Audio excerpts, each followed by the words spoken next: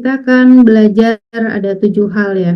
Introduction, objektif, tipenya apa aja sih, training evaluasi, key metric, dan ROTI, kemudian challenge-nya apa, dan practice. Jadi kalau yang selama ini terkait dengan training evaluation, banyak yang pakai Kirkpatrick gitu ya. Menurut Kirkpatrick ini, evaluasi training itu ada 4 level ya. Level 1 tentang reaksinya, kemudian tentang pelaksanaan itu sendiri, kemudian nanti di level 2-nya itu kita bicara knowledge-nya. Jadi habis pelaksanaannya bagus, nempel nggak nih di pikiran gitu ya. Kemudian di sikap, ada perubahan nggak, skillnya ada penambahan nggak. Nanti dari situ kita ikat komitmennya, kita tanya keyakinannya juga, bisa nggak dia mengimplementasikan itu, masuklah nanti ke level 3.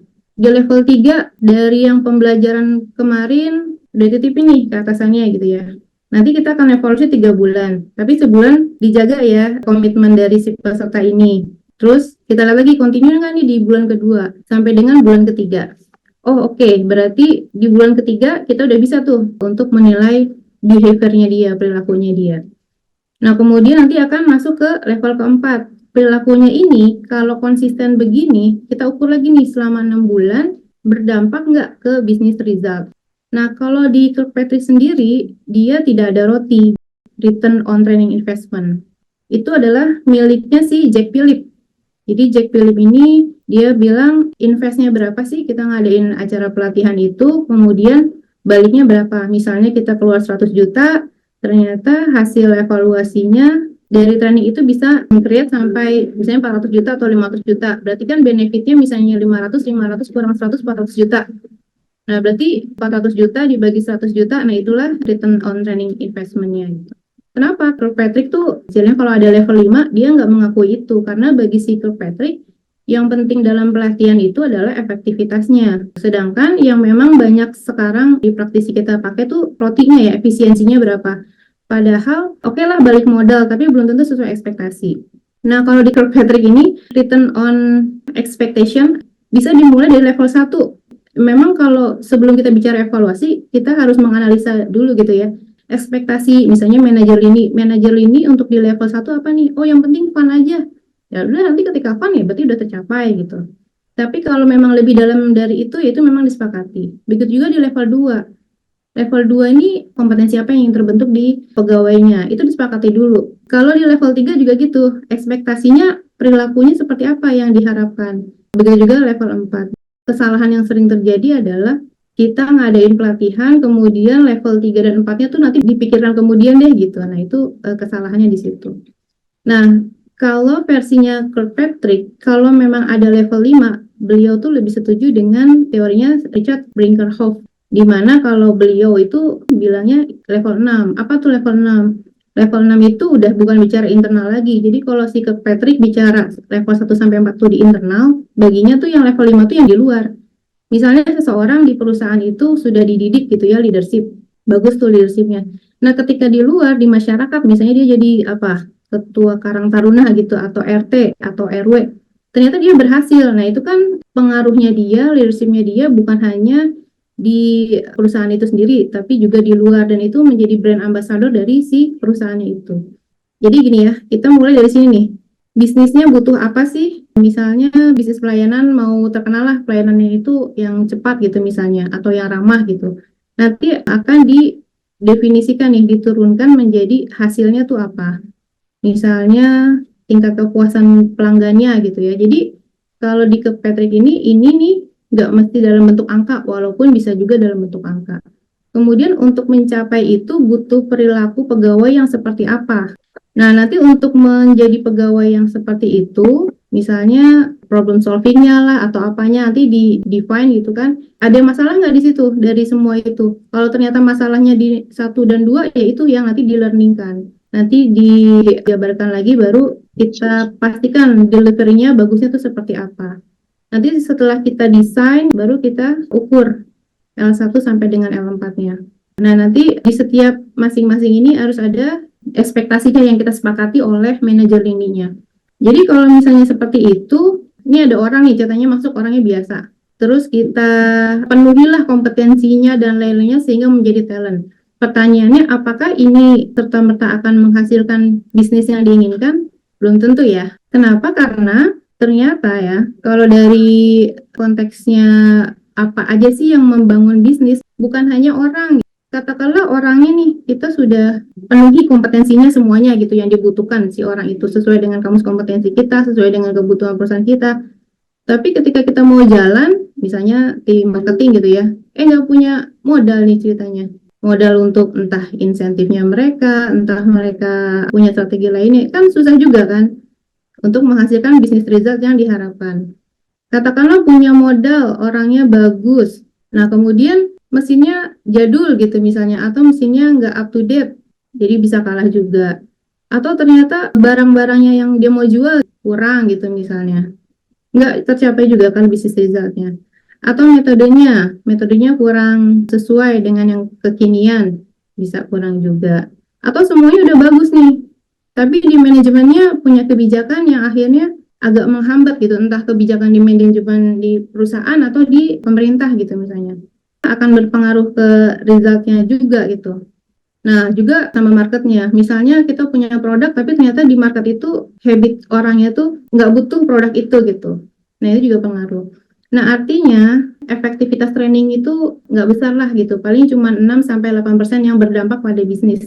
Nah, dari sini menurut Broad and Newstrom gitu, tidak lebih dari 6-10% pengeluaran di training berdampak pada pekerjaannya. Makanya dibilang kalau udah kecil jangan jadi ciut nih gitu. Gimana caranya yang kecil ini kita pertahanin biar nggak tambah kecil lagi gitu pengaruhnya. Sebenarnya bagusnya tuh memang kalau mulainya itu jangan mulai dari sini. Kita tarik lagi ke belakang.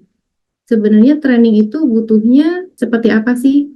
Permasalahannya di mana? Nah, dari permasalahan tadi, kalau diketahui ada permasalahan orangnya pun kita bedah dulu nih. Permasalahannya di mana? Kalau permasalahan kinerja orang nggak performnya itu karena pengetahuan, karena dia emang belum tahu, artinya di learningnya ini. Nah, berarti lanjut ke level keduanya, yaitu kita bikin kompetensi apa sih yang emang untuk memenuhi kebutuhan tersebut. Baru nanti cara delivery-nya gimana. Nah, di sini saya mau sampaikan bahwa sebelum kita bicara evaluasi L1, L2, L3, L4-nya gimana, kita tarik dulu waktu bikin perencanaan dari L4-nya itu seperti apa yang tadi saya sampaikan ya. Bisnisnya mau gimana, butuh perilaku apa untuk menghasilkan, katakanlah bisnisnya mau 100 miliar gitu ya. Butuh perilaku seperti apa nih untuk mendapatkan 100 miliar, untuk di bagian ini seperti apa, di bagian ini perilakunya seperti apa gitu. Nah, perilakunya ini pun kompleks kan, karena bicara mulai dari pembelajaran sampai dengan perekrutannya gitu. Pembelajarannya harus benar, motivasinya harus dijaga, teknologinya disenjatailah dengan alat-alat yang mereka tuh bisa perform gitu. Terus struktur organisasinya juga harus yang mendukung performanya teman-teman kita di lapangan. SOP-nya juga, kemudian manajemennya juga harus kondusif, dan pemilihan orangnya pun di general HR tuh mulai dari rekrutmennya, kompensasi benefitnya, dan lain-lainnya itu harus mendukung. Nah, karena kita di sini konteksnya adalah mengevaluasi training, artinya kita fokusnya di learning-nya itu sendiri. Begitu ada kompetensi yang memang kurang, yang dirasa kurang, maka itu harus di-upgrade, maka itu yang nanti jadi stretching point di L2-nya. Begitu juga nanti pas di L1-nya. Jadi artinya untuk dapatin knowledge, skill, behavior yang diharapkan, pelaksanaannya ini harus optimal. Apalagi tadi udah disampaikan kan, dampaknya ini hanya sepersekian. Kalau bicara di TNA ini kan intinya gimana membandingkan antara standar dengan kenyataan atau ekspektasi dengan aktual. Kita dapat gap-nya kan? Udah dapat gap-nya, kebutuhan bisnisnya apa, kita desain, develop, entah itu nanti implementasinya mau cara training kah, exposure atau experience, kemudian kita evaluasi, setelah dievaluasi, baru evaluasinya jadi berjenjang gitu ya, per tingkatannya. Nah, ekspektasi kita dievaluasi itu jadi lebih ke, karena TNA ini kan membandingkan ekspektasi atau standar dengan kenyataan, maka hasil belajarnya ditanya kan, ekspektasinya udah sesuai belum gitu. Misalnya di procurement gitu ya, membutuhkan negosiasi yang handal. Maka si atasan ini udah bilang, kita nih resultnya mau efisiensi nih, penghematan sekian persen. Nah, untuk menghemat ini butuh perilaku yang seperti apa gitu ya. Misalnya gini nih, di level ini. Menghemat sekian miliar dari nego-nego dengan pihak ketiga. Nah, butuh perilaku yang seperti apa. Kemudian kompetensinya yang saat ini di scanning, oh si orang A ini baru bisanya A, B, C. Nah, berarti harus dilengkapi itu. Intinya sih harus sesuai dengan ekspektasi. Jangan kemudian kita langsung mentrainingkan aja karena itu bagian dari kompetensinya, tapi sebenarnya ada ekspektasi lain dari si manajer lininya. Nah, insight-nya dari sini adalah jika dikaitkan dengan bisnis result, mungkin pengaruhnya kecil. Nah, maka saya sebutkan di sini insight-nya, jika dikaitkan dengan bisnis result langsung, mungkin kecil. Tapi karena learning itu fundamental atau mendasar, jadi jangan berkecil hati. Karena ujung-ujungnya menjalankan adalah manusia. Nah, yang kedua, udah tahu kecil, maka penyelenggarannya jangan asal-asalan. Jadi harus dilakukan yang terbaik. Kemudian, di awal saat melakukan LNA, ini harus menyamakan persepsi dengan manajer ini untuk menyamakan ekspektasi. Jadi jangan sampai si training ini jadi terbebani gitu. Udah kebayang targetnya besar, tolong deh dilatih biar bisa mencapai target itu. Kemudian setelah dievaluasi 6 bulan kok masih jauh. Nah, kesannya hanya training gitu. Padahal kalau kita duduk di awal, kita sepakati faktor-faktornya apa saja, nggak jadi beban banget. Kemudian, jadi kita perlu kompak juga nih untuk mengurus manusia. Tadi kan kalau kita ngelihat itu ada 7 faktor. Maksudnya apa? Jadi yang terkait untuk mempengaruhi kinerja manusia itu kan banyaknya yang membawahi SDM. Jadi unit SDM ini harus saling mendukung dan melengkapi untuk tujuan yang sama. Jadi selain training, kita nih harus kerjasama nih sama bagian yang lain yang memastikan bahwa struktur organisasinya itu memungkinkan orang kerja untuk lebih luas, gitu kan, lebih agile, SOP-nya udah ada, orang yang ditaruh di sana tepat, kompensasinya juga oke, motivasi dari atasannya juga terbangun. Nah, ini satu paket yang harus kita engage sebelum akhirnya lompat ke evaluasi. Karena jangan sampai nanti di L3 dan L4-nya jadi ngebebani nih kalau ini tidak di-clear di awal. Dan model Kirkpatrick ini dapat digunakan untuk ADDI. Oke. Nah, evaluasi itu apa sih? Evaluasi itu kan kita menentukan nilai, ada acuan. Nah, acuannya apa? Nah, acuannya tadi tuh yang dari bisnis resultnya itu gitu kan. Untuk tujuan tertentu, untuk apa yang diharapkan atau ekspektasinya. Jadi proses menilai hasil pelatihan berdasarkan standar atau suatu acuan untuk mengetahui sejauh mana hasil pelatihan memberi pengaruh terhadap pencapaian tujuan. Nah, ini yang saya sudah sampaikan tadi ya. Ya, kita mulainya dari sini dan disepakati per masing-masing level itu ekspektasinya apa. Jadi kalau Kirkpatrick itu ROE.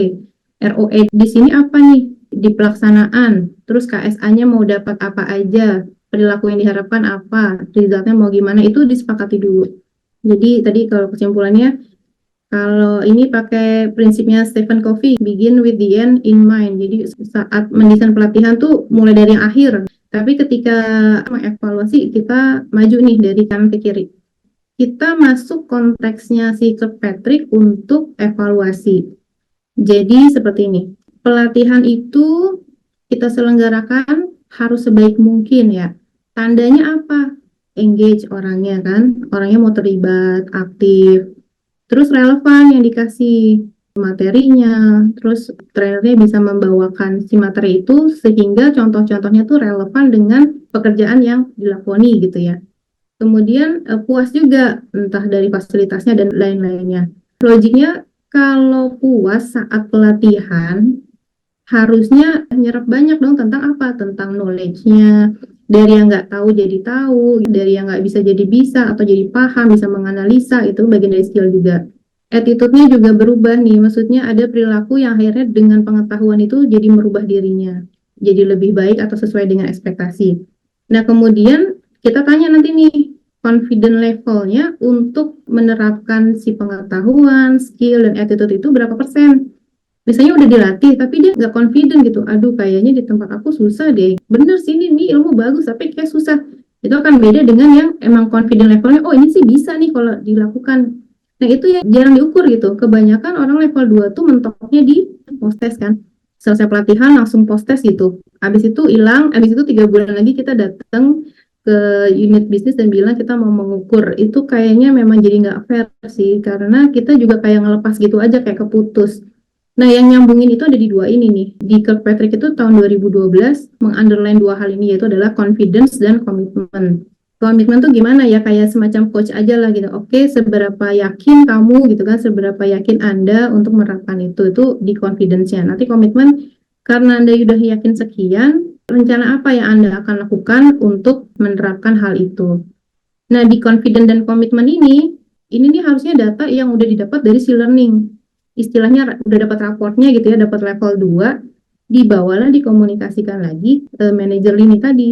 Nah, sampai manajer ini dikomunikasikan, pengetahuannya sekian, udah punya pemahaman ini, sikapnya juga kita sudah ajarkan dan sepertinya udah paham harus seperti apa bersikap. Dan dia punya confidence gitu. Nah, ini kita komunikasikan ya Pak, Bu, kalau nggak dijaga di lingkungannya, kalau nggak dipantau, itu takutnya dianya akan kembali seperti semula. Kayak kita nitipin lah ke atasannya. Nah, artinya atasan pun perlu dibekali dengan kemampuan coaching karena dia harus mengawal si pegawainya yang sudah di training tadi untuk melakukan komitmennya. Dipantau lah nih bulan pertama, oke, disemangatin, di-encourage kan, di-reinforcement, dikuatin nih. Kamu pasti bisa bikin ini. Nanti kalau dia menunjukkan prestasi, kita kasih reward. Nah, itulah jadi on job trainingnya tuh nyambung dari yang kemarin karena kita megang confidence sama komitmen. Nah, setelah 3 bulan sesuai kesepakatan dengan manajer ini kita datang lagi, kita nilai. Nilainya itu nanti dari atasan menilai dan dari bawahan mengakses dirinya sendiri. Nanti kita kasih bobot gitu. Nah, nanti dari perilaku ini yang memang sudah didesain bahwa perilaku ini jika semua pegawai melakukan perilaku ini gitu misalnya ya, maka kita bisa menghasilkan resultnya tuh berapa. Nah, nanti ya bisa itu akhirnya kayak di bridging-nya tuh lebih enak dibanding tiba-tiba angka sekian gitu. Oke, ini yang tadi udah sempat dibahas. Kalau udah jadi gitu kan ya pelatihannya, maka kita mulai mengevaluasi nih level 1 yaitu dari reaksi. Puas atau enggak, pembelajarannya dapat nggak hasil belajarnya. Kemudian perilakunya berubah perilaku apa enggak. Level keempat, dampak terhadap bisnisnya gimana, baru rotinya gimana, investasinya, dan kontribusinya seperti apa. Oke, sekarang kita bicara kapan sih dilakukan. Nah, kalau terkait pelatihan, memang biasanya idealnya tuh setiap sasaran pembelajaran, misalnya dalam satu pelatihan nih, dalam 3 hari dilakukan sasaran pembelajaran A, B, C. Itu baiknya sih memang di-assess satu paling nggak sehari lah, gimana tentang hari ini gitu. Tapi kalau emang nggak bisa ya paling nggak di akhir acara. Itu cukup bisa pakai survei. Nah, kalau hasil pembelajaran, nah ini. Hasil pembelajaran kan kita selama ini rata-rata tuh cuma pretest dan post-test dan itu pun dilakukan saat itu gitu. Misalnya udah selesai ya kita Bapak Ibu kita sudah mau selesai silakan linknya ini diisi post-testnya gitu kan. Sebenarnya tuh nggak boleh sebenarnya. Kenapa? Karena itu kita cuma mengandalkan si hafalannya si peserta training kita gitu. Padahal sebenarnya apa sih yang diharapkan dari level 2 adalah orang dapat ilmu dan ilmunya tuh ngendap. Kenapa? Karena ilmu yang ngendap inilah yang akan dia pakai untuk dia merubah perilaku dia, nanti akan diukur di level 3. Kalau saat itu langsung dilakukan, bisa jadi dia cuma ngafal aja, jadi belum sampai mengendap. Nah, kasihlah jeda waktu sehari 2 hari, kita tanya lagi gitu. Kita suruh ngisi lagi tesnya itu, knowledge, skill, sama attitude-nya, masih nggak dia menggambarkan pembelajaran yang kemarin. Karena kalau enggak, berarti ya perlu dievaluasi nih, jangan-jangan trainingnya kemarin metodenya kurang tepat gitu untuk si peserta ini. Cuman akhirnya memang jadi bumerang nih bagi kita penyelenggara training. Entar kesannya kalau gitu kan salah satu indikator keberhasilan kita adalah L2-nya sekian persen, misalnya 80% atau 85% gitu kan. Berarti nanti kalau orang pada lupa bisa 65% tuh gimana gitu kan. Jadi kita jadi jelek dong nih mata manajemen gitu ya. Nah, ini akhirnya pilihan sih, maksudnya gini, kalau kita mau ini bagian dari kayak jembatannya untuk dia bisa berperilaku karena dia memang udah mengerti, udah ngendep gitu di pikirannya, ya memang harus dijalanin gitu. Tapi kalau misalnya enggak, akhirnya cuma di atas kertas aja, yang penting kita udah baik nih di mata manajemen, bahwa mereka udah paham. Tapi gini sih, bisa juga dibuat open book, bisa jadi, bukan hafalan gitu ya, open book, tapi kita kasih pertanyaannya tuh analisa. Nah, itu bisa juga kayak gitu. Jadi diadakan sehari atau 2 hari setelah pelatihan. Nah, perilaku, kenapa sih 3 bulan diceknya gitu ya? Yaitu tadi, kalau dia paham, dia harusnya bisa merubah dirinya gitu untuk berperilaku sesuai yang diharapkan, sesuai yang pengetahuan yang dia dapat. Tapi kita mau tahu konsistensinya, kira-kira di bulan ketiga dia masih berperilaku itu enggak? Misalnya bulan pertama udah berperilaku seperti yang diharapkan, bulan kedua turun misalnya karena lingkungan toksik gitu ya, dia nggak kuat, akhirnya dia redup lagi gitu kan. Nah, nanti kita pastikan itu oke sampai bulan ketiga. Caranya kita observasi, bisa juga pakai work sampling. Jadi salah satunya selain kita nitipin ke atasan, bisa jadi kan atasan sibuk. Nah, kalau di corporate-nya itu kita punya corporate coach atau business coach, itu orang-orang yang tadinya menuliskan confident levelnya tinggi untuk menerapkan itu, kemudian komitmennya juga bagus dengan dia bisa menerjemahkan apa sih yang akan dia lakukan tuh dia di komitmen itu ya. Nah, ini kalau bisa dihubungi sama coach atau corporate coach untuk membantu merealisasikan apa yang sudah dia tuliskan gitu. Kemudian kita berpikir bahwa kalau perilakunya memang kayak gitu dan dia continue, seharusnya dalam 6 bulan ya udah bisa menghasilkan harapan bisnis resultnya di unit itu seperti apa. Kemudian kalau tingkat pengembalian tuh memang biasanya sih hitungannya tahunan. Nah, untuk kontribusi yang lebih luas ini sih metodenya ya bisa dilihat dari sosial aja, maksudnya oh iya memang dia bagus, jadi lebih abstrak sih penilaiannya. Karena kan kita nggak mungkin juga ngasih angket gitu untuk si ini bagus nggak, kan nggak. Itu kan kayak pengakuan sosial kalau dia tuh memimpin di luar tuh bagus.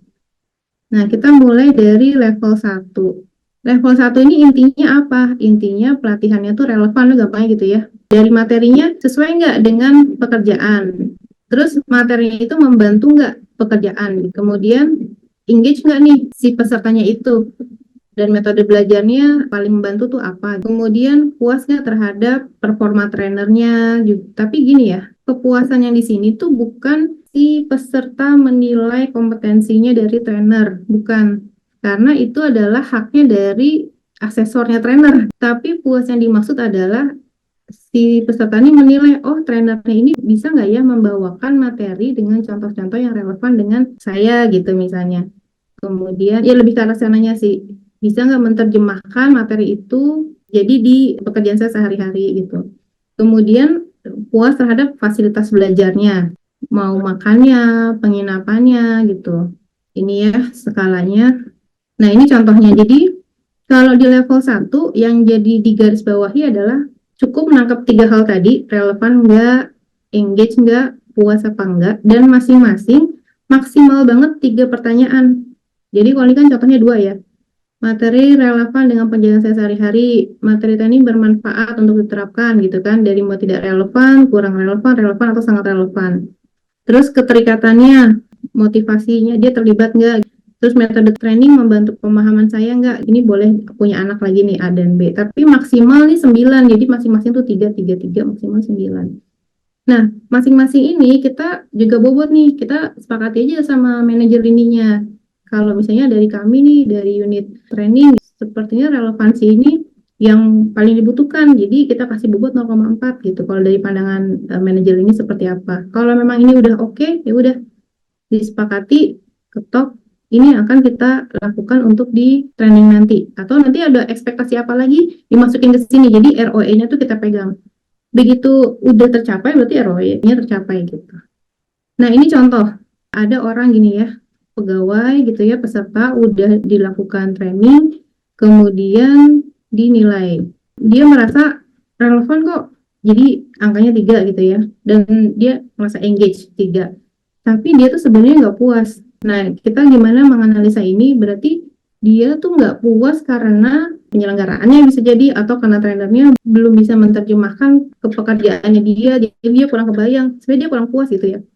Tapi dia engage dan dia tuh ngerasa relevan gitu materinya. Nah, bisa jadi orang kayak gini tuh peserta kita tipenya motivasinya belajar gitu ya cukup besar, sehingga walaupun dia kurang puas sama hasil pembelajarannya, dia tuh tetap, ya namanya juga orang pembelajar ya, jadi dia tetap belajar, dia tetap engage walaupun dia ada yang nggak menyenangkan di penyelenggaraan acaranya itu.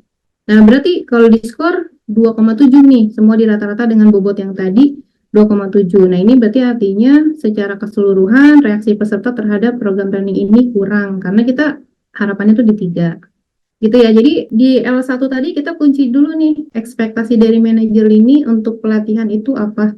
Bisa jadi pembicara gitu kan, pembicaranya yang mau gimana, pokoknya kita penuhilah ekspektasinya, targetnya kita itu. Nah, kemudian kita masuk ke level 2. Nah, level 2 ini yang udah masuk ke pemahaman gitu ya, untuk ke knowledge gitu, pengetahuan mengenai konten ruang lingkupnya, terus dia jadi lebih terampil dalam hal ini bukan hanya praktek, tapi terampil menganalisa atau menyimpulkan. Maka nanti dalam pertanyaan surveinya, masing-masing disurvei nih, knowledge-nya gimana, biar nanti ketangkap skillnya seperti apa.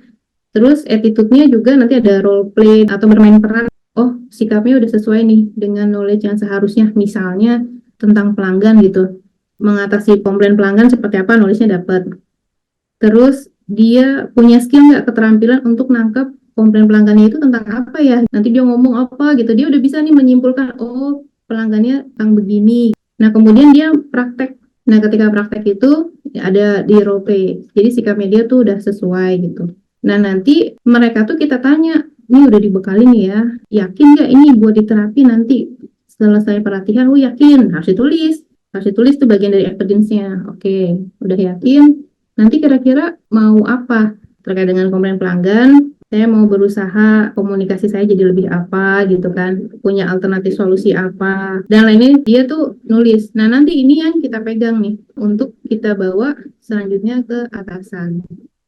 Ini contoh dari knowledge test. Jadi kalau kita misalnya di slide gitu ya, dalam slide pelatihan itu ada 30 slide, dia bikinlah sekitar 20 soal yang kira-kira mewakili dari pengetahuan atau informasi yang sudah kita sampaikan. Itu bisa bentuknya bisa tanya jawab, bisa uraian singkat, bisa pilihan ganda, atau bisa checkbox. Nah, kalau yang sifatnya skill atau kemampuan memahami, nah ini soalnya sama juga, maksudnya dari yang tadi itu cuma lebih dalam, lebih sampai tataran ke analisa gitu. Bagaimana peran apa, kemudian jelaskan, uraikan, atau pilihan ganda kita bikin pernyataan-pernyataan, kemudian diacak-acak, mana yang salah, mana yang benar. Atau pernyataan berikut, benar atau salah. Nah ini untuk ngecek dia udah paham belum sih, kalau tadi kan tahu ya, cukup tahu, kalau sekarang harus sampai paham. Jadi emang pertanyaannya harus lebih berbobot. Nah, ini untuk yang mempraktekkan. Jadi, misalnya tentang keluhan pelanggan, kita setting tuh semuanya. Situasinya seperti apa, sekitarnya tuh, pokoknya mendukung lah sampai ada skenario soal. Nah, ketika sampai di confident test gitu, kita tanya ini, materi yang saya pelajari pada training ini dapat diaplikasikan nggak? Dia bilang misalnya dia di pelayanan, oh pasti dapat ya, dapat diaplikasikan nih sebenarnya seluruhnya. Nah, jika terdapat kendala saat mengaplikasikan materi training tempat kerja, saya mampu mengatasinya. Nah, dia tuh udah kebayang tuh, wah nanti kemungkinannya kalau pas lagi sibuk, saya kayaknya nggak bisa ini banget ya. Tapi dia udah kebayang, oh punya alternatif ini, tadi udah diajarin nih kalau kondisinya kayak gitu gimana. Nah, tapi dia nggak begitu yakin, dia terus yakin gitu. Nanti ini semua akan kita bobot nih, sampai skor akhirnya berapa. Ini sama ya, yang 3 sama 1 sama, yang 1 sama 2 aja. Yang ini yang kadang kita suka miss gitu ya. Nah, yang C yang kedua, saat ini kayak gimana sih di kondisi outlet kita atau unit kita, terus bicara tentang apa nih, komplain pelanggan dan lain-lain. Terus kita ada rencana tindakan apa, hasilnya harapannya seperti apa, tambah satu lagi nih, kapan mau dilakukan gitu. Di akhir, nanti kita bobot semuanya. Tadi kan di pengetahuan kita udah nanya, ada format sendiri, kemudian keterampilan juga ada format sendiri, sikap juga ada penilaiannya sendiri, keyakinan juga ada tadi kan, komitmen juga ada. Nah, terus kita rekap dari unit learning gitu ya, kita rekap, ini di bagian mana, kemudian kita bobot juga nih. Nah, pembobotannya ini memang kalau bisa sih, kita diskusikan lagi, ekspektasikan lagi dengan manajer ini, mana yang paling dibobotin dalam hal ini gitu.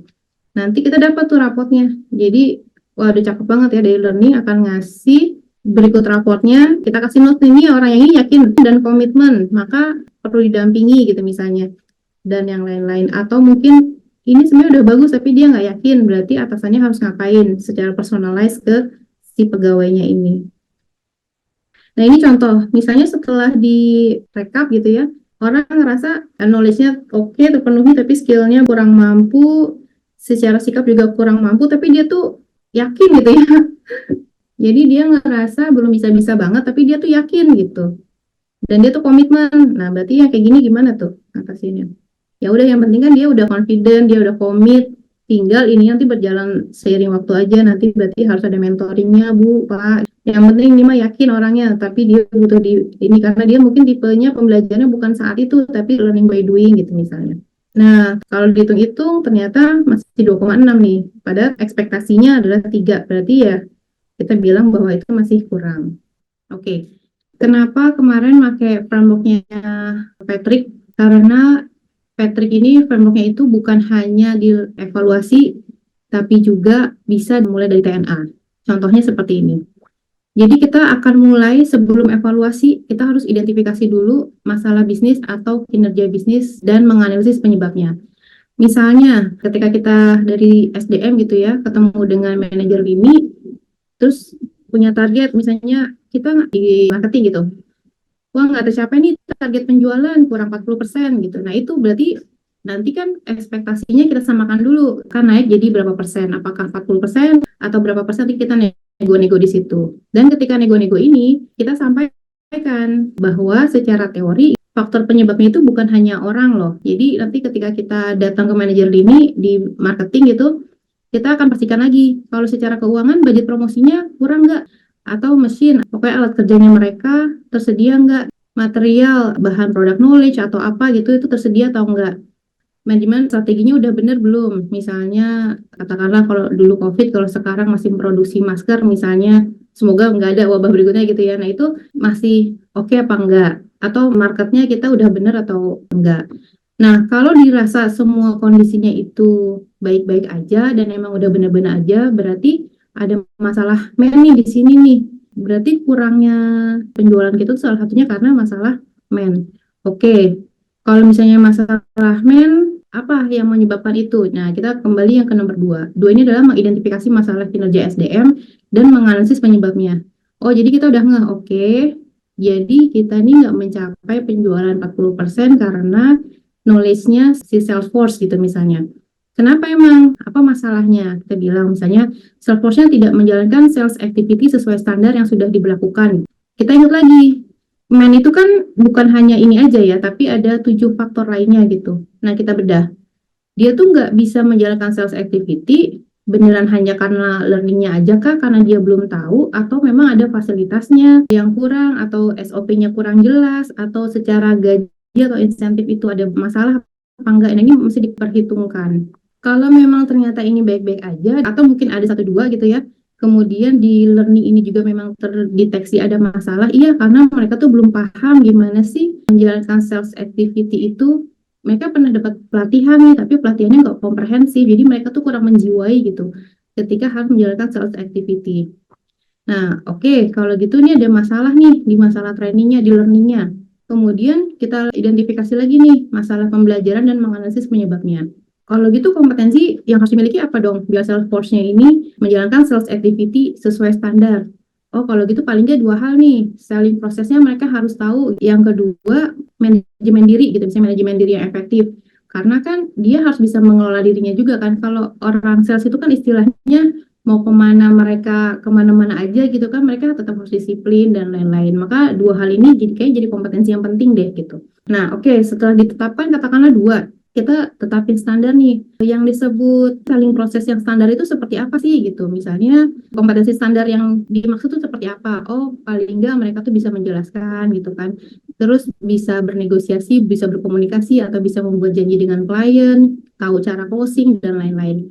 Nanti dari situ kita buat indikator, bisa menjelaskan selling proses. Indikatornya kalau dia udah bisa menjelaskan selling proses atau bisa membuat rencana penjualan harian. Atau kalau secara diri dia mampu mendemonstrasikan manajemen diri gitu. Jadi kayak ada role play, ada satu keadaan di mana dia tuh sibuk, dia harus bertemu klien 1, 2, 3, mana harus dia utamakan kayak gitu-gitulah. Sedangkan dia juga punya target pribadi dan punya target tim gitu, tapi ada kendala itu gimana. Jadi dibuat role play-nya.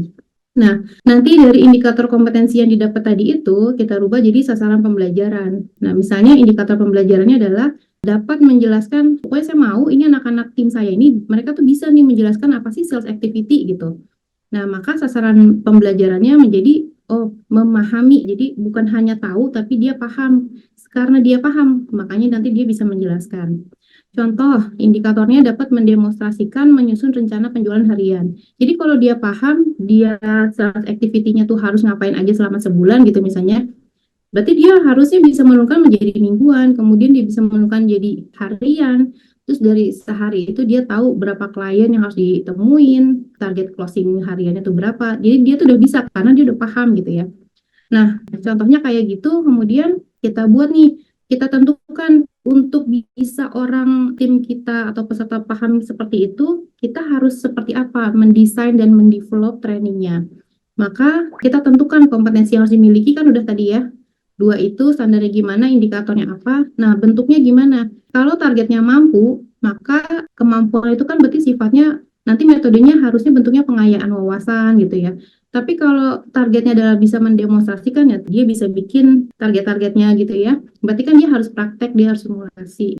Nah, nanti diturunkan juga pokok pembahasannya apa sih biar bisa memenuhi kompetensi itu. Berarti cara menyusun rencana penjualan. Ada juga pokok bahasan tentang disiplin diri. Nah, nanti setelah itu ini kan udah ditarik nih ya.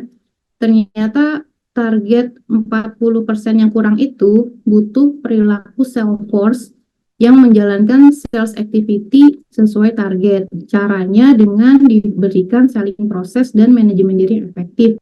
Cara pembelajarannya itu nanti sifatnya ada yang sifatnya training, wawasan, ada yang sifatnya praktek dan simulasi. Kalau tadi kan masih brainstorming ya, oh berarti kita susun nih setelah itu, mana dulu ya tentu sebelum praktek pasti harus ada pemahaman dulu gitu ya, jadi materi dulu baru praktek. Terus kita tentukan lagi nih pokok-pokok pembahasannya atau knowledge-nya yang harus apa gitu ya, skill-nya seperti apa yang diharapkan, kemudian attitude-nya seperti apa.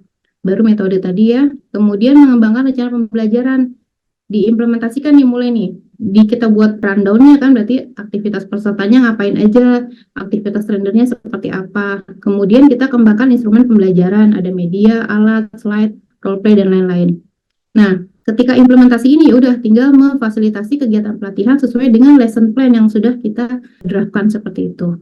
Kemudian, nah, yang terpenting adalah mereka tuh tahu yang akan dievaluasi apa. Nah, jadi ketika peserta itu datang di pelatihan, itu perlu diingatkan bahwa Bapak Ibu, teman-teman, dikumpulkan di sini dalam rangka kita memang karena ini berbasis masalah perusahaan gitu istilahnya ya. Mereka udah kebayang, oh kita tuh di training di sini karena ada maksudnya ya, kita mau menutup gap yang 40% itu gitu. Nah, kemudian itu di awal pelatihan, di akhir pelatihan, kita kasih kesempatan mereka untuk menyusun solusi nih berdasarkan materi dan kegiatan yang sudah diikuti. Nah, ujung-ujungnya apa sih? Kita tuh membuat yang dari kiri ke kanan ini, goalnya itu sebenarnya membuat pelatihan yang efektif. Apa sih yang disebut dengan efektif? Pelatihan yang dapat menyelesaikan masalah kinerja dan kompetensi, dapat memberikan dampak perubahan yang nyata, tapi dampaknya ini dapat di-observable ya. Kemudian dapat diukur hingga ke tataran bisnis atau organisasi. Dari sini kita langsung ke evaluasi nih. Setelah tadi diimplementasikan, kita menilai nih reaksi peserta. L1 mulai di sini ya. Relevansinya gimana? E-nya apa? Engagement peserta, mereka mau nggak sih terlibat aktif gitu ya selama pembelajaran. Kemudian satisfaction gitu. Baik itu terhadap fasilitas atau organizernya sendiri atau trainernya seperti itu. Nanti dari situ L2-nya berarti udah langsung kebayang nih. Kalau tadi dia harus bisa menjelaskan, berarti kan lebih dari sekedar mengetahui. Jadi bukan pengetahuan, tapi udah sampai pemahaman. Kalau begitu, pertanyaan-pertanyaan yang muncul di L2 itu akan lebih kepada yang sifatnya lebih dalam gitu.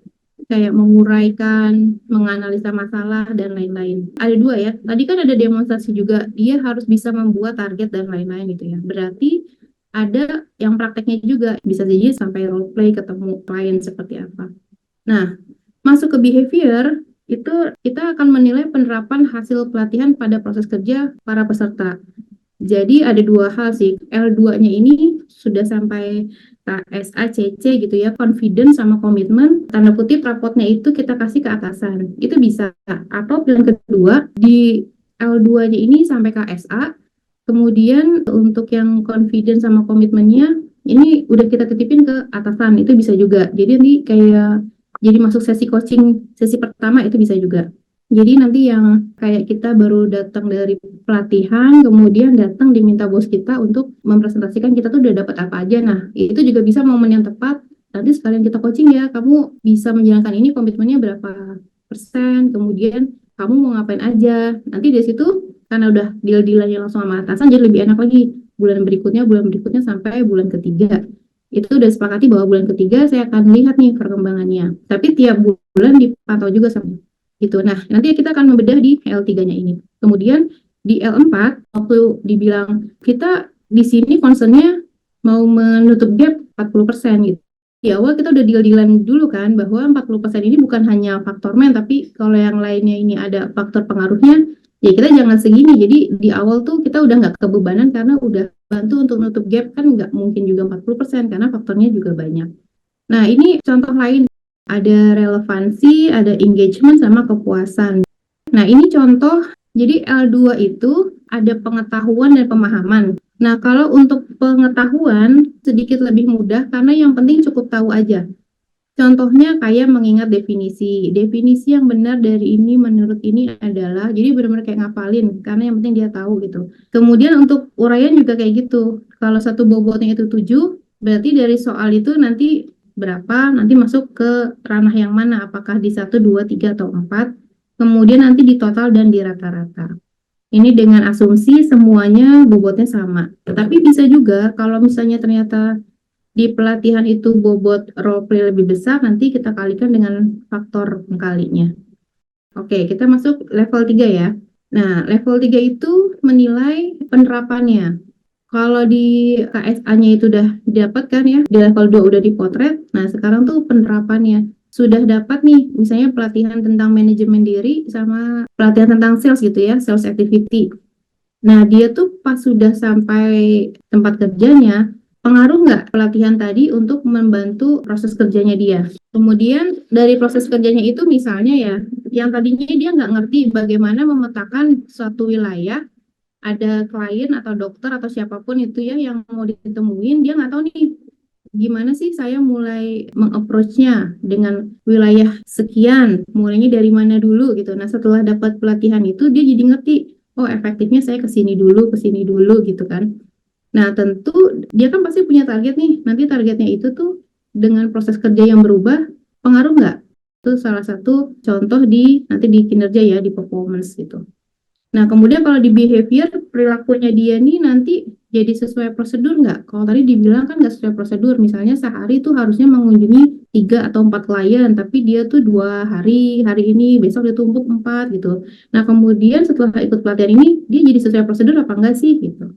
Kemudian disiplin apa enggak, berorientasi hasil atau sesuai target atau enggak. Bagaimana behavior-nya dia ini berubah setelah mengikuti training. Kemudian kalau di ininya, di knowledge skill-nya ini, kita akan tanyakan, kan udah belajar ini nih, saudara itu atau Anda tuh behavior-nya berubah, apakah karena hasil ini? Dan itu nanti ditanyain tentang self-assessment-nya dia tuh berapa gitu.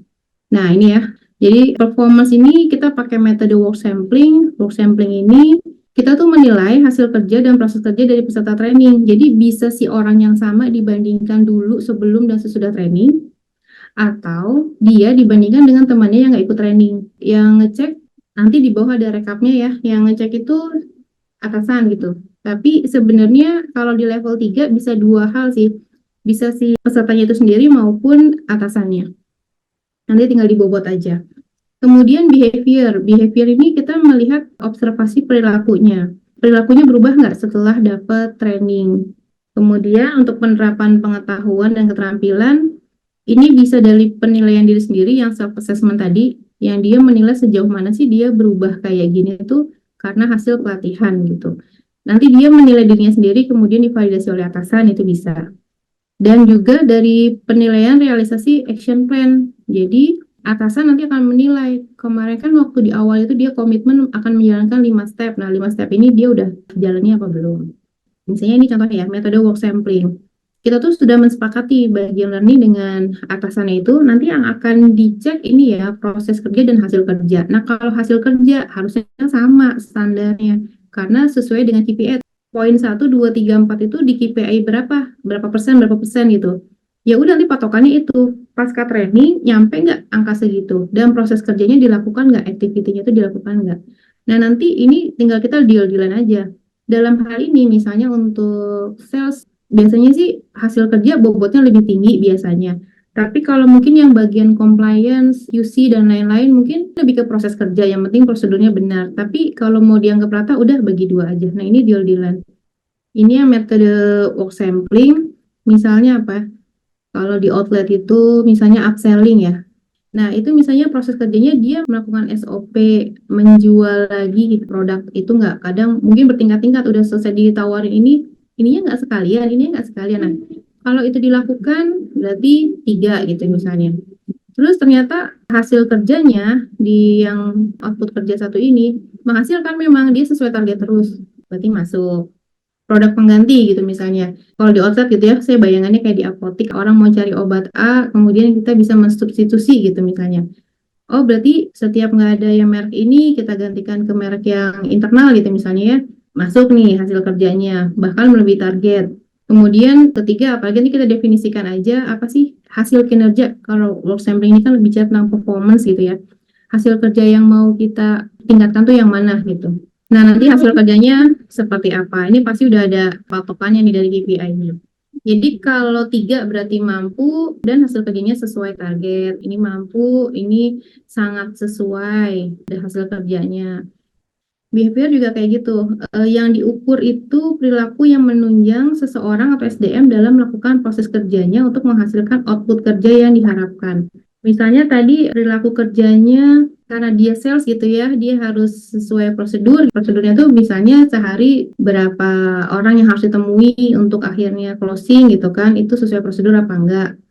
Terus sesuai enggak waktunya ya. Kemudian dia berorientasi hasil atau sesuai target atau enggak. Kalau berorientasi hasil kan istilahnya dia itu yang dituntut ya untuk sales gitu. Nah, nanti ini lagi-lagi nih, nanti bobotnya ini dikomunikasikan dengan usernya atau manajer lininya gitu. Anggap aja ini semuanya 4 nih skornya. Dia teratur, mengikuti prosedur, seluruhnya dia ikutin, dia juga jadi disiplin seluruhnya, dia juga sangat berorientasi dengan hasil. Ini anggap aja 4 semua.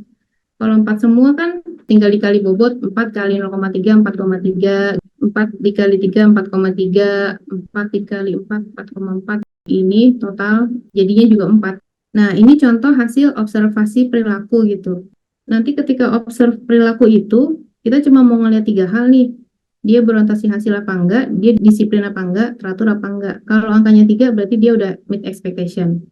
Nah, kemudian untuk penilaian diri. Penilaian diri ini bagian dari dia mengakui atau dia menyadari bahwa hasil perilaku dia itu karena habis belajar. Jadi misalnya pokok bahasan 1 tentang apa tadi, sales activity, diterapin apa enggak? Oh, diterapin itu sebagian besar. Output kerjanya itu berapa? Apakah jadi di 3 atau di 4? Atau jangan-jangan diterapin tapi kok output kerjanya kecil ya, bisa jadi juga. Nah, ini lagi-lagi bobotnya tergantung diskusi tapi bisa juga dibagi 2. Jadi metode self-assessment ini dilakukan oleh peserta. Kemudian hasil kerjanya dipilih sebagai acuan karena nilai dari hasil kerja atau kualitas hasil kerja cenderung mudah dipahami baik oleh diri sendiri maupun atasan. Jadi ini terukur lah, biasanya ada di KPI gitu kan. Nah, pada saat menentukan penentuan skor akhir evaluasi level 3, ini atasan dan bawahan bisa digabungkan dan dapat diberi bobot. Jadi entah di atasannya yang besar atau 50-50. Itu tergantung kebijakan hasil diskusi dan karakter tiap perusahaan mungkin akan beda-beda. Kemudian hal yang sama juga dilakukan untuk menilai penerapan hasil training terhadap perubahan perilaku kerja. Sesimpel kita nanya, ini kok sekarang kerjanya jadi bagus gara-gara ikut yang kemarin ya gitu. Iya, itu efek banget soalnya banyak tips-tipsnya gitu. Ya kurang lebih nanti di kuesionernya itu akan ditanya hasil kerja yang saat ini hasil dari penerapan hasil training atau bukan. Nah, nanti itu kan tadi ada 3 penilaian tuh, cukup banyak. Kalau bicara performance, pakainya work sampling.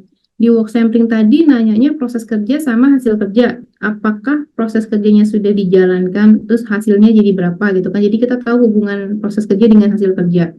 Untuk yang observasi perilaku, bicara perilakunya sekarang jadi gimana? Lebih teratur nggak? Lebih disiplin nggak? Kemudian hasil penilaian penerapan knowledge, skill, dan attitude, berarti kan bicara tentang hasil kerja kita ini hasil dari menerapkan pokok bahasan yang di pelatihan nggak sih gitu. Berarti ada 4 kata kunci nih ya, ada proses kerja, hasil kerja, perilaku, sama penerapan. Nah, ini kemudian kita gabungkan nih dalam satu tempat. Output kerja tadi angkanya dari survei itu berapa, dari skor tadi ya, baik dari atasan maupun penilaian sendiri, nanti di rata-rata dapatlah 2,9.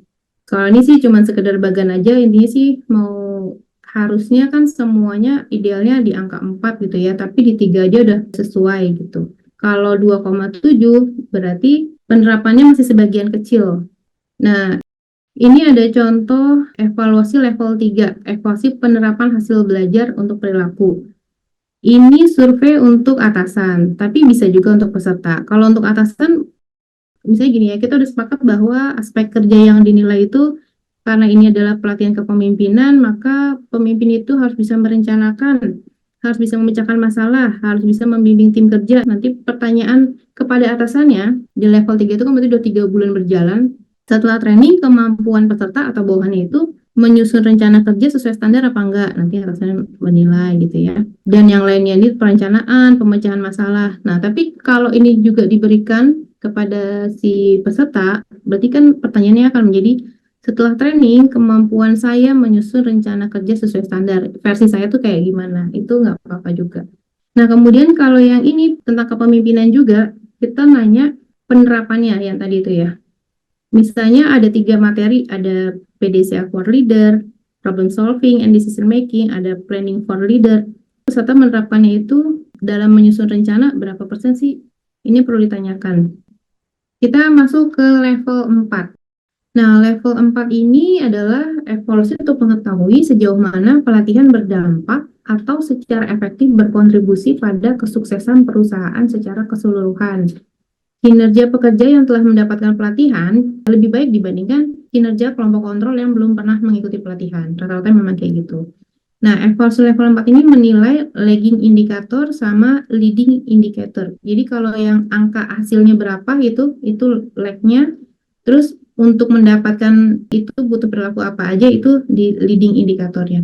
Kalau tadi di awal kita sebutkan contohnya misalnya turun 40%, berarti kan sebenarnya kita udah tahu nih lagging indikatornya itu mungkin yang maunya terpenuhi 100% kan, jadi omsetnya terpenuhi gitu. Itu udah ada. Nah, untuk mencapai itu tuh butuh lead indikator apa aja. Kita butuh ada aktif perilaku-perilaku apa yang akhirnya mendukung pencapaian itu.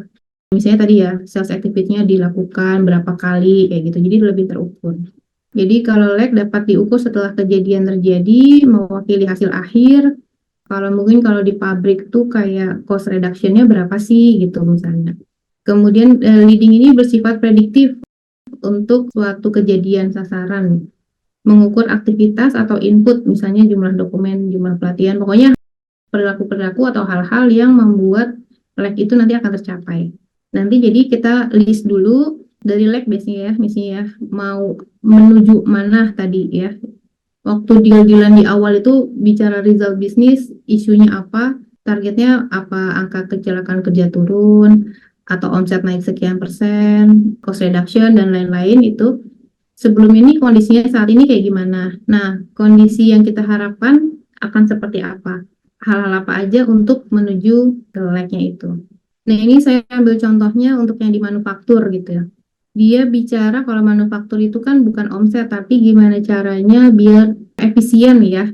Jadi untuk memproduksi sesuatu, dia tuh jadi lebih murah gitu. Yang di note adalah efisiensinya. Misalnya cost reduction. Jadi kalau di pabrik itu kan berarti ada yang bisnis value added yang emang harus dilakukan tuh. Kalau enggak, nanti bisnisnya nggak jalan. Nanti ada yang value added, misalnya nutup kemudian mengencangkan. Jadi itu ada value added-nya kegiatan itu. Atau cost avoidance, kayak kita menghindari, wah akan ada inflasi nih, atau nanti ke depan akan ada kenaikan barang berapa. Udah mendingan kita belinya dibanyakin aja deh sekarang, jadi nanti kita lebih aman. Itu bisa juga. Jadi kalau itu dilakukan karena hasil pemahaman dari pelatihan yang dilakukan, kita targetnya ada ke sana, itu dimasukin. Atau cost innovation gitu. Cost innovation ini kan berarti kan berapa sih dana pengembangan yang dibutuhkan untuk menghasilkan satu temuan baru. Nah, setelah ikut pelatihan atau setelah adanya inovasi, ternyata mereka jadi lebih produktif dengan anggaran yang ada, bisa menghasilkan lebih banyak. Nah, semuanya ini nanti dirupiahkan. Nah, ini adalah di lag indikator. Ini deal-dealan nih sama manajer pabriknya gitu ya, manajer plan-nya. Kita lanjut ke return on training investment. Jadi, kalau menurut Patrick itu kan ya 1 sampai 4 itu bicara tentang di internal. Patrick kalaupun mengakui level 5 adalah si orang ini performnya gimana nih di eksternal. Apakah dia misalnya leadership itu dia menerapkan leadershipnya di luar, diakui oleh masyarakat gitu misalnya. Atau dia dia misalnya punya penjualan dan lain-lain di luar, dia bisa menerapkan itu ya kayak gitulah. Itu bagi Patrick. Tapi kemudian Philips ini, oh kayaknya ada nih level 5-nya gitu ya. Bicara tentang berapa sih yang dihabiskan. Jadi kita bicara efisiensi. Karena beliau ini percaya bahwa dengan melakukan evaluasi untuk menentukan return on investment, perusahaan itu dapat menemukan manfaat finansial dari program pelatihan dibandingkan dengan biaya pelaksanaan pelatihan. Karena yang kita ketahui ya, pelatihan itu kan mahal, walaupun sekarang bisa aja dibuat murah, misalnya dengan online. Tapi sebenarnya kalau menurut Patrick sih nggak isu mahal atau murah gitu, yang penting efektif atau enggak. Karena bisa jadi kayak tadi ya, pelatihan-pelatihan leadership itu kan investnya jangka panjang gitu kan. Kalau bicara ROI kok kesannya gimana cara ngitungnya, itu kan nanti yang menilai bagaimana hubungan dia ke bawahan jadi baik, bawahan bisa berkembang, itu kan kayak intangible gitu kan. Jadi memang untuk leadership yang ROI ini emang agak repot ya. Kecuali yang ROI, yang expectation itu. Yang expectation itu malah lebih jelas nanti hasilnya. Oke, karena kita lagi bicara tentang roti ini, benefitnya berapa, ngabisin uangnya berapa, kemudian dikali 100%. Nah, jadi training tidak diperhitungkan sebagai biaya, melainkan suatu investasi. Nah, memang keunggulannya adalah ketika kita bisa meyakinkan manajemen bahwa pengembaliannya itu nanti jauh lebih besar, berarti yang dikeluarin manajemen itu nggak sia-sia loh, 100 jutanya itu misalnya gitu kan, nggak sia-sia, nanti baliknya akan lebih besar. Kemudian training return on investment adalah ukuran guna mengetahui tingkat return atas investasi yang dikeluarkan perusahaan untuk training. Dan ini variabelnya jelas uang. Kalau tadi level 4 belum tentu uang. Nah, apa aja yang dihitung? Ada dua nih. Biasanya berapa persen pengembaliannya gitu ya, net program benefit dibagi cost of program dikali 100%, dan payback periodnya berapa lama sih balikin investasinya gitu ya. Misalnya keluarin 100 juta nih, kapan nih balik 100 jutanya lagi? Sebulan, 2 bulan, 6 bulan, setahun, apa 2 tahun? Nanti kita bisa ngitungin di situ. Oke, langkah menghitungnya, kita hitung dulu nih benefit yang ditimbulkan karena pelatihan. Kita konversi ke nilai rupiah. Nah, ini juga mesti disepakati karena biasanya kalau ada dampak yang positif terkait dengan uang gitu, terutama akhirnya semua pada overclaim. Faktor untuk bisnis result kan banyak ya. Ini kan karena nih yang udah kita latih gitu dari orang learning. Kalau dari orang procurement mungkin ini kan karena kesediaan ini kita gitu ya, atau bagian purchasing, stok kita mencukupi. Jadi ketika ada permintaan kita tuh bisa memenuhi, bisa juga gitu. Atau dari yang ini pada klaim-klaiman lah gitu ya. Nah, makanya memang harusnya disepakati tuh. Kalau saya sih kebayangnya tuh ada HC Konsil, isinya para pimpinan-pimpinan unit bisnis atau mungkin dari HC-nya membicarakan nih ke 7 faktor yang mempengaruhi bisnis. Maka ketika ada hasil dari benefit, katakanlah benefitnya berapa, 500 juta gitu, karena angka setelah ini itu. 500 juta nih beneran milik sendiri atau memang milik bersama, karena masing-masing kalau dianggap rata semua 1/7, berarti dari 500 juta tuh sebenarnya yang bisa diklaim untuk dari learning itu 1/7 dikali 500 juta gitu misalnya. Nah, sebenarnya angka-angka yang kayak gini mesti clear biar nggak pada overclaim. Kemudian udah ngitung nih benefitnya, kita hitung juga biaya pelatihan yang udah kita keluarin. Jadi identifikasi dan hitung seluruh biaya yang dikeluarkan untuk program pelatihan, baik biaya langsung ataupun tidak langsung. Kemudian baru kita bisa hitung ROI-nya dan payback period. Ini contohnya ya, setelah pelatihan efektif secara dilakukan, benefit yang diperoleh bisa jadi bukan hanya kenaikan omset, tapi juga aspek lain yang relevan mengalami perbaikan. Seluruh aspek yang mengalami perbaikan atau kenaikan ini dihitung sebagai benefit dan dinyatakan dalam rupiah. Misalnya nih, setelah 6 bulan pas kita hitung-hitung, yang jelas omset ya kan, omsetnya kita klaim nih 300 juta nih tanda bintang karena ya itu tadi bisa jadi 1/7 atau apa nih harus disepakati dulu nih konstantahnya nih dengan para manajemen di atas gitu. Katakanlah semua faktor dianggap nol dan yang pengaruh adalah training gitu ya, 300 juta gitu misalnya. Kemudian efisiensi biaya operasional penjualan. Jadi karena para pegawai kita sales force itu udah dibekali dengan ilmu, maka biaya operasionalnya yang misalnya tadi untuk menjual itu dia harus misalnya harus ketemu dokter atau klien ya dari A, B, C. Itu nyebrang gitu ya, jadi nggak irit gitu sama bensin dari sini ke sini ke sini. Kemudian dia bisa mengefektifkan, oh sejalur aja nih, jadi kan bensinnya irit misalnya seperti itu. Pokoknya biaya operasional jadi turun. Kita klaim turunnya mungkin sekitar 1 juta. Kemudian kenaikan jumlah potensial customer. Jadi potensial customer-nya karena dia lebih terstruktur, data dari market dia bisa olah dengan baik, maka potensial customer-nya jadi nambah. Nah, potensial customer ini kan berarti ada hitung-hitungannya nih, oh kalau si dokter ini potensialnya sekian nih. Ya, anggaplah kita 20%-nya berapa dikali sekian yang udah kita bidik, dapatlah angka misalnya 200 juta. Total benefitnya itu 600 juta. Kemudian kita hitung nih programnya, fasilitas, bayar instruktur, pakai dinas juga misalnya ya. Terus ada prakteknya juga dan ada evaluasinya nih, kita mesti bayar orang karena kita mungkin ada sampling atau apa gitu. Total-total 100 juta nih habisnya nih. Berarti benefitnya itu udah kita hitung di 600, ngabisin uangnya 100, berarti kan dikurangin, berarti netnya di 500. Nah, 500 juta ini dibagi sama biaya tadi 1 juta jadi 500%. Nah, kalau gini berarti training return on investment-nya untuk program pelatihan effective selling jadi 500%. Jadi 500 bagi 105. Jadi satu rupiah yang dikeluarkan itu menghasilkan 5 rupiah. Jadi 100 juta yang dikeluarkan menghasilkan 500 juta. Terus kalau payback periodnya tuh ngitungnya gimana? Berarti kalau 500 juta itu net untuk yang dihasilkan setelah 6 bulan, berarti kalau dibagi 6 berarti rata-rata per bulannya 83 juta, ya kan 500 dibagi 6.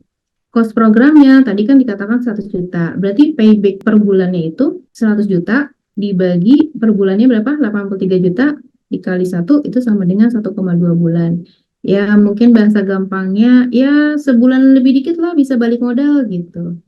Karena cukup besar nih per bulannya aja 83 juta. Kalau bicara challenge-nya, yang pertama overclaim. Karena bias nih data, karena faktor learning bukan satu-satunya faktor dalam bisnis result. Jadi faktor manusia itu hanya sepertujuh, itu pun dengan catatan bobotnya dianggap sama. Misalnya nggak dianggap sama, malah lebih kecil lagi. Atau bisa jadi malah lebih besar ketika yang lainnya misalnya ya, uang nggak masalah, mesin bagus, materialnya tersedia cukup, metodenya oke, manajemennya sehat, marketnya ada. Nah, berarti kalau terjadi penurunan, wah ini berarti masalah man-nya aja nih. Nah, ini mungkin akhirnya bisa lebih powerful kayak gitu, tapi kan jarang yang kondisi ideal kayak gitu. Begitu juga yang ini nih, masalah man ternyata motivasinya juga orangnya oke-oke, strukturnya juga agile, nggak birokratis, teknologinya juga mumpuni, SOP-nya tersedia dan bagus, rigid, target-targetnya juga jelas, manajemennya sehat, misalnya ada orang yang ini diapresiasi. Nah, artinya kalau sampai ada apa-apa sama orangnya, berarti mungkin orangnya yang belum dapat pembelajaran gitu. Nah, kalau ini bisa juga sampai 100% masalah. Jadi kalau tadi mau klaim 500 juta tuh karena hasil pembelajaran ya dengan kondisi yang lainnya ideal. Tapi kalau nggak ideal, kayaknya nggak mungkin juga angka segitu tuh kita klaim sendiri. Nah, yang kedua, evaluasinya akhirnya menjadi salah karena 10A-nya nggak clear gitu dalam menentukan target. Kayak gitu, jadi bias datanya. Bagus tapi kok nggak berdampak. Kemudian tidak disiplin dalam pelaksanaan evaluasi. Ini mungkin tim IO-nya ya, organize-nya tuh harus setiap selesai pelatihan, reaksinya dan lainnya tuh RES-nya tadi tuh harus dapat, tapi ternyata keskip karena kesibukan bisa jadi.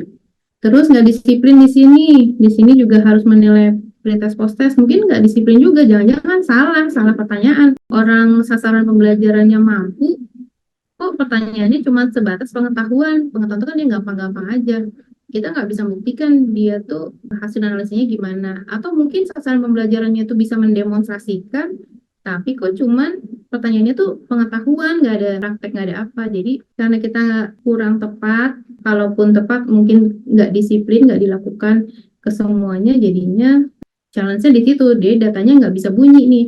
Yang paling sering itu dari level 2 ke level 3, nggak ada bridging-nya, nggak ada komitmen, nggak ada confidence ditanyakan, sehingga modalnya apa nih ke level 3? Tiba-tiba orang dari learning ngerasa udah selesai pekerjaannya, yang di level 3 yang atasnya ngerasa, lah ini kan tugasnya sana gitu, padahal itu juga bagian tugasnya dia, tapi karena nggak di bridging. Nah, kalau level 3 ke level 4, di sini kan ekspektasinya perilakunya itu berubah, kinerjanya itu meningkat, sehingga bisnis result yang memang udah dikunci di awal itu meet expectation.